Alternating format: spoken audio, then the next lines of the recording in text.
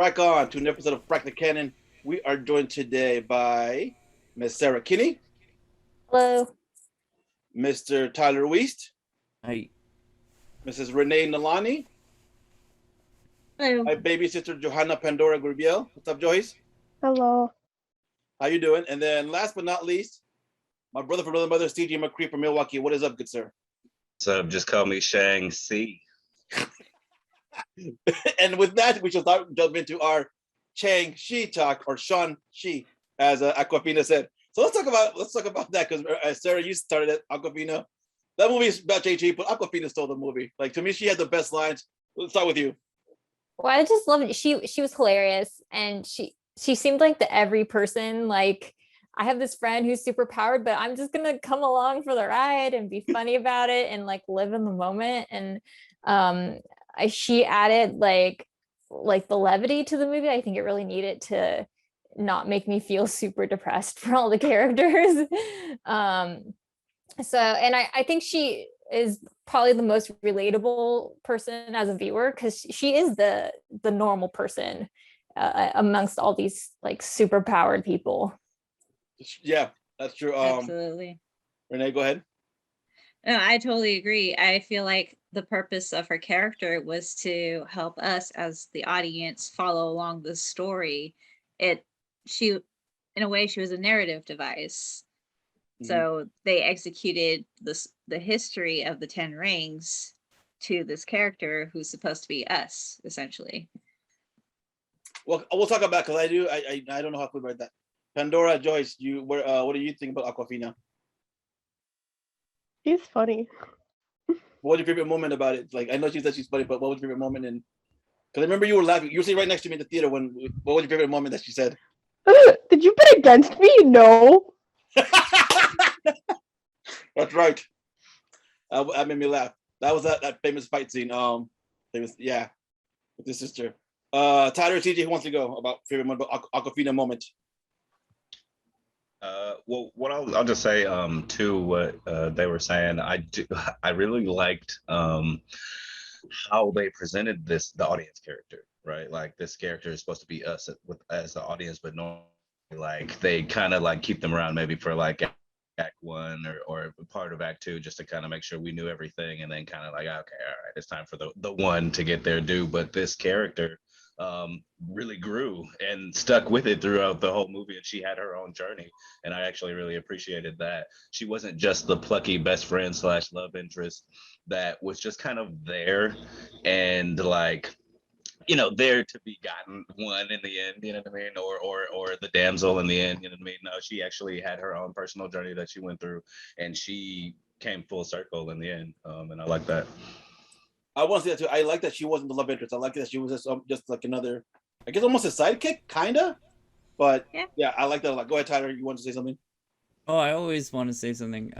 You were just asking favorite Aquafina moment. Mine was Right. Hotel California. That's right. When they're fighting on the thing, she started. Yeah. I'm like, wait, what? I laughed way too hard at that moment. I'm like, oh my god, callback. So yeah. So overall, this is our first, I guess, kung fu movie in the Marvel universe. It's a proper comic book. What did you guys? So Tyler, you will talk with you. You want to say something about the homages they made? Oh man, this movie was totally a big, huge love letter to the wuxia genre, which is basically martial arts films. I have this boiled down to one little connection. I don't know if you saw on the wall. He had a Kung Fu Hustle movie poster, and I love that they did that. They're definitely making reference to Kung Fu Hustle, which is one of the best kung fu movies of all time, in my opinion. And that was awesome because Bruce Lee stuntman Yuen Wah is the landlord in Kung Fu Hustle, and he was also the old man archer in this movie. Which threw me out of the movie for a minute, because I'm like, wait, that dude isn't that dude. So it threw me out of the movie for a minute. I'm like, wait, what? So it kicked me out, but I'm like, okay, whatever, I'm back in. Yeah. The antagonist of this movie was Brian Allen, who is one of Jackie Chan's head fight choreographers. And he brought in some people in the movie. He brought in Andy Lee to play the death dealer. And for those of you who don't know who Andy Lee is, he has like a YouTube channel called martial club where all they do every week is a different Jack Chan style action choreography video, which is incredible. And lastly, thanks to the Brian Allen connection, they were able to get Tony Leung to be the dad in this movie, the Mandarin, and this was his first American picture. A lot of people don't know that. He's never been in an American movie, so very proper way to do it, bringing him in with, in my opinion, one of the best kung fu movies of all time, possibly the best American martial arts movie ever made. I'll just make that statement. So I'll go to you, Joyce, because you're the youngest one here. What did you think about the movie overall? It was good. I liked it. What did you like about it? I don't know. It's just really good in general. What's your favorite, like, The moment? Or soundtrack. favorite? And the soundtrack. I remember you talking about the soundtrack. Who was that guy that you said that produced the song? The theme song, but it was never released because of the government issue with China. But the original soundtrack theme song was Jackson Wang's and someone else from 88 Rising, because the whole soundtrack's produced by 88 Rising. Okay. I don't know what any of that means, but that's good to know. 88 Rising recording agency.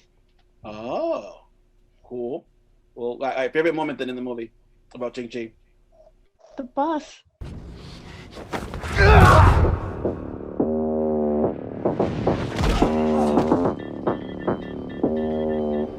You okay?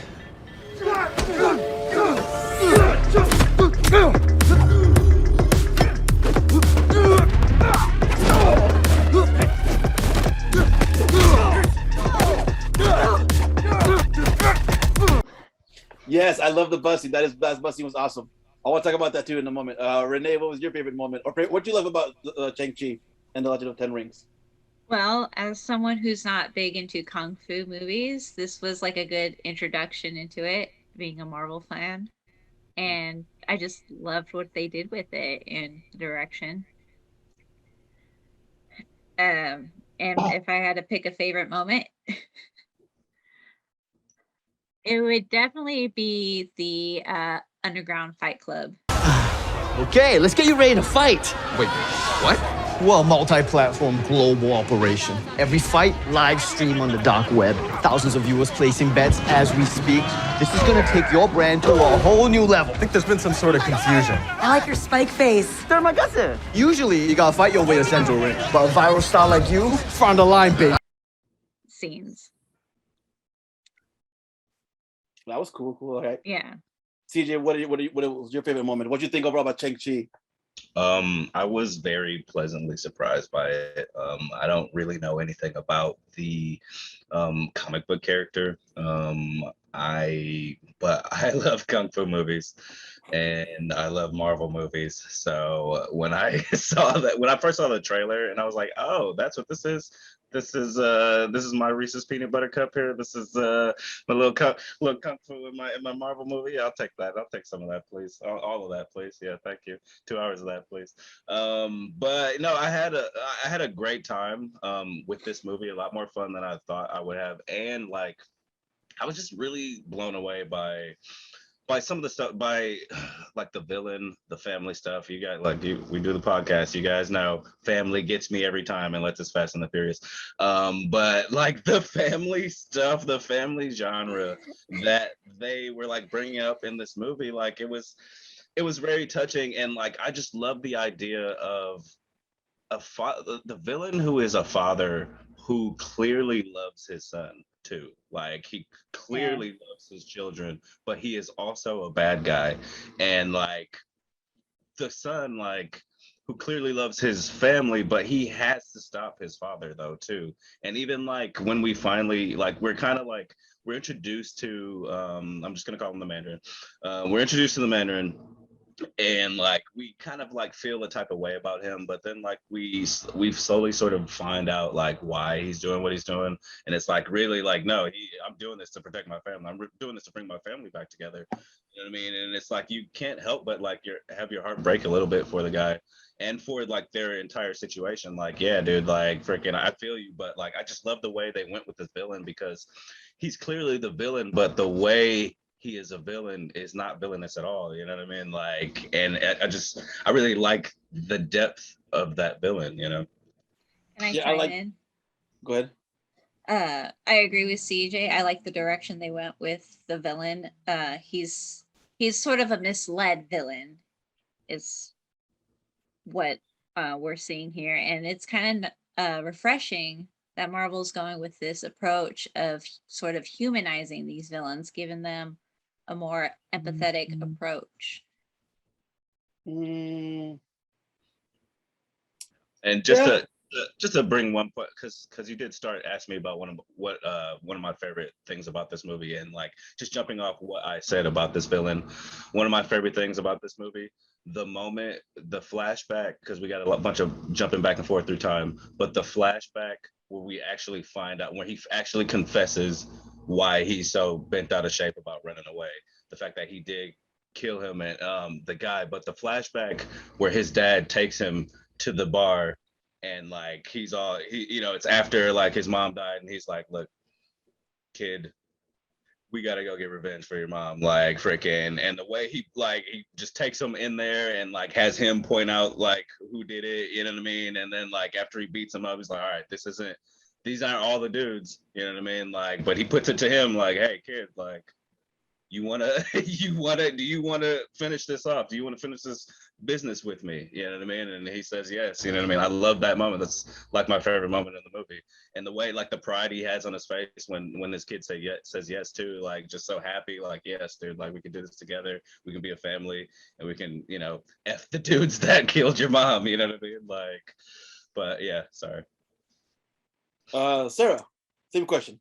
Favorite part of the movie? Yeah. I have to agree, like with the bus scene, because for me I came into this, I haven't read the comics and had no basis for anything.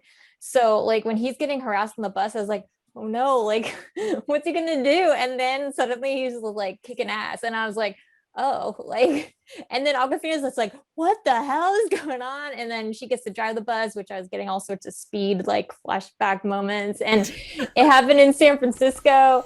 And so I was like, this is cool. I can like, they're on like the hilly roads, and I don't know, it was fun. I liked a lot of, I don't know what I like specifically, but I just like that it was fresh. There was something fresh about this movie. It didn't feel like a Marvel movie till the very, very end. Or I don't know if you guys watched the pitch meetings for this one, but when he goes like, oh, the bus fight scene was awesome until they cut the brakes. I'm like, okay, I'm kind of done with this. It's like the over the topness of Marvel, I'm like, oh, okay, this is really cool. I was in it, and then you do the like you said, like speed, which was still fun, but I'm like, you could have just stuck to the kung fu-ness, the kung fu-y of the movie. Also my favorite, like I loved it. I never thought they would do this. The freaking dragon. Let's talk about that dragon for a minute, because I'm like, I have no way I ever saw that coming at all in a Marvel movie. Did any of you guys see that coming? The dragon? No idea. Well, that at one point earlier though, they talked about using dragon scales to make their weapons. So Yeah. I really wasn't that surprised. Like I didn't know if they would actually do it, but like when it did happen, I was like, oh yeah, this is where they got all this stuff that they're using to make their weapons. I thought it was just like a metaphor. Or go ahead, someone. Oh, Sorry. I mean, when you say dragon, do you mean like the underwater dragon or like the soul sucker? The dragon protector, the dragon lord, or whatever. Yeah, I mean, we saw it in the trailer. I thought it was gonna be Fin Fang. Yeah, I thought it was Fin Bang Boom. That's why I'm like, yeah, I thought it was Fin Bang Boom. That's a deep cut for all you non-Marvel fans. Please look that up. I was like very like, to me, it reminded me of Crouching Tiger, Hidden Dragon. I'm like, oh, this is a kung fu movie via Marvel, through Marvel. See, Jesse is mine. What's up? I'm just laughing at you. No, Renee, did you have something to say? Me? Yeah. Oh yeah. I was gonna say, I think it was kind of foreshadowed with the paper dragon that the mom was doing with Shang-Chi in the beginning of the movie. That's right. You're right. That's right. All right. One more thing before we move on. What do you guys think about You'll Never See Me Coming, Mandarin? Trevor Flattery. What do you guys think about that? Made up for Iron Man 3, in my opinion. I was like, wow, they had to have planned this. I was when like I don't know, like if you had told me that Trevor Slattery was going to be in this movie, like I probably would have had like a negative reaction. But like seeing him and actually just being surprised to see him in the movie, It didn't bother me. Like he was fine. I liked the way they used him. I didn't feel like we needed him, but like I wasn't offended by his presence at all. And it's Ben Kingsley. You know what I mean? Like obviously he's gonna nail whatever words they put on a paper for him to say. So. Sarah, Renee, thoughts? Well, I liked his Planet of the Apes story. Oh, yeah. So I think it was worth having him there just to do that. But I liked him that he had like the creature, I forget its name, with the Morris. wing. Yeah. Morris? Yeah. Right now, we really just need to find a way to. What the hell? What the fuck? Oh! What is that? Oh! Who? What's what? That! What is that? You can see Morris. Morris, like they were like the perfect team together. Like again, they brought a little comic relief in what actually was a lot of darkness in a lot of the characters. Like, yeah, I agree. Like I see Sarah, Renee, Joy, anyone want to say anything else before I move on? I just want to share my favorite part. Tony Leung, the Mandarin, his death scene was one of the best death scenes I've ever seen. He was getting his soul sucked out. That whole fight scene before that, where Shang-Chi is realizing his mom was teaching him actually the morph style the whole time, and then he switches to it, and then he was winning. It was like he was becoming a man, and then he had to like slay the dragon, who took his father from him, which is like such a universal trope that is subconscious. But with him dying and then him flashing back to every time he looked in his father's eyes his whole life, I feel like I'm gonna cry again just thinking about it. Like I cried in theaters, and it felt very much like when Yondu died. And to jump off that point, like that moment in movies, I usually hate. And when I say that moment, I mean like when they show how bad a bigger bad guy is by killing off the previous bad guy. Like I hate that usually, except in this movie, narratively, it was because of everything that you just said. Narratively, like it worked so much for me, and the way like he was dying, and the way he like looked up and realized, oh, I messed up. Okay, now I need to pass these rings on to you, son. Like the final thing I will do with my wretched life is give you these rings. You know what I mean? Like because you earned them, kind of, because you recognize that what I was doing was wrong, and you stood up to me, and all of what you were saying, plus like just I really liked how they were able to fit narrative purpose into their and like even language, even like into like their fights. You know what I mean? Like how awesome was the meet cute between mom and dad? You know what I mean? Yeah. And they're doing the little quick cuts between the little shared eyes and stuff as they're like fighting and stuff. And I was like, what is this? This is amazing. You know what I mean? Like it's great. Renee, Sarah, Joyce. I kind of want to agree with CJ about the fighting meet cute sequence. That was definitely my second favorite part of the film. Sarah, because you like just today. Oh, sorry. Go ahead. I'm sorry. No, It was like a well choreographed. Sorry, it was like a well choreographed dance. Like it was just amazing to watch. Sarah, you just saw today. So anything? What about that? About the meet cute with the fighting or the Mandarins? I don't know. I thought the slow motion looking at each other while they were fighting, I like because the mom and dad do it, and then he does it with his father again at the end, and it made me giggle a little bit. I thought it was a little goofy, though also like sweet at the same time. I'm like, but incest. Sorry. No, you can still love someone and not like be a sexual love, but like I don't know. I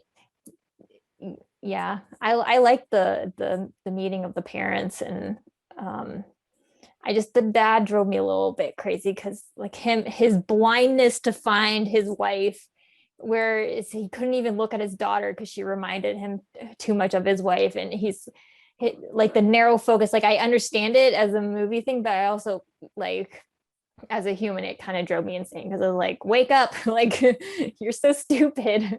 But Random question to that point you're making. Is there ever a line between the dad and the daughter? No, there isn't. No, yeah, there is. There was an argument at the table. Yeah, at the dinner scene. Yeah. Yes. Yeah, like one exchange that kind of nutshelled their entire relationship. But I don't know if she's canon too. I don't know if she's in the comic book or just for the movie. So again, I don't know anything about Shang-Chi, so I don't even know if she's So that's something I want to talk about too, about the sister, because I'm like, I don't know. Like, it felt like she was always trying to prove herself to be like one of them, right? Like she always was fighting for a spot at the table, for lack of a better term. And then when I remember feeling, I think I told Joyce to do this, or my dad. I'm like, I kept feeling that during the final battle, she was going to turn against Shang-Chi and the tribe, fight with her dad, to be on the side of the dad to take down the whatever. Did anyone else feel that? Or was that just me? I felt like they were kind of playing with our idea of what her loyalty was, because they were kind of poking us with that throughout the movie. Obviously, she left them when everybody kind of swarms the underground fight club. Mm-hmm. Obviously, she leaves them, and she comes back to save them. But there's nothing in her character that suggests that she's going to be loyal for the rest of the movie. You know what I mean? So Yeah. I would agree. Like I think they're playing with our idea of her loyalty in the movie. Kind of like an anti-hero. No, I mean villain. Like she's not anti-hero villain. So she's an amalgamation in the comics of two different characters. Okay. I just looked it up. Thank you. Yeah, because I felt like she was going to. And then at the end, we all know the 10 rings are coming. This is a spoiler podcast, spoiler show. Please. The 10 rings are coming. Yeah, no, I really, really love this movie. I felt it was the freshest. I love the fight scenes until it got to the, like in the pitch meeting, they said, there's the Marvel over the topness, like with the bus cutting and then with the dragon. It was cool, but I'm like, I kind of wish it would have been him fighting, taking them down. I wish they would have gone with the demon soul sucker thing. I'm like, it's a bit too much. If that makes any sense for me, but I'm like, that's kind of cool. And then he did the Kamehameha with the 10 rings. And they said it too in the show, in the movie. They're like, Yeah, that's what I said. Yeah, second Dragon Ball reference, because the first one, Shang-Chi on the bus scene, when he goes into a fighting stance, it's the same as like Goku's stance he always gets into. And the director said there's a lot of anime reference, and he, in some interview, mentioned Dragon Ball in some of this show's big inspiration. So, feed me more. All right, final comments, final thoughts. Yeah, I'll say a thought. Somebody said to you on the phone a little bit ago, Renee, or a couple days ago. One thing I really liked about this movie is that I remember when I went to see Spider-Man Into the Spider-Verse, one thing that impressed me about it was that I could feel culture in it. Like I could feel, and not just culture, I could feel like culture of growing up black, you know what I mean? Like, whoa, this isn't just a palette swap Spider-Man. This is like an actual African American, like, you know, slash Latin Spider-Man, like someone who grew up in a culture from a different place. And I am not Asian American, but watching this movie, I felt culture watching this movie. I felt like, oh wow, like this is from somebody who grew up with this experience and they're putting it on the film. And I appreciated that. Like I appreciated that just watching it, like wow, like I'm actually absorbing culture by watching this movie, and I did like that about it. I felt the exact same way. I remember with the opening scene, we were talking. I don't know if we're talking Mandarin or Chinese, whatever language you're speaking, but I'm like, okay, we're going this way. And then meeting them, like I didn't know Asian Chinese people had Day of the Dead. Yeah, I'm like, yeah, exactly. Yeah. I'm like, wait, what? I didn't know that was a thing for that culture. Yeah. And that So was that kind of like the setup for the theme of the movie, to honor your lineage, basically. Because that's what the Day of the Dead is to honor those before them. And I didn't get that message from the movie. Oh, I have a did disagreement for that right there. Go for it, CJ. Well, I mean, I think even the final battle is a representation of that. Like he could not defeat his father until he fully accepted both the side of his father and his mother. Like is what allowed him to defeat his father.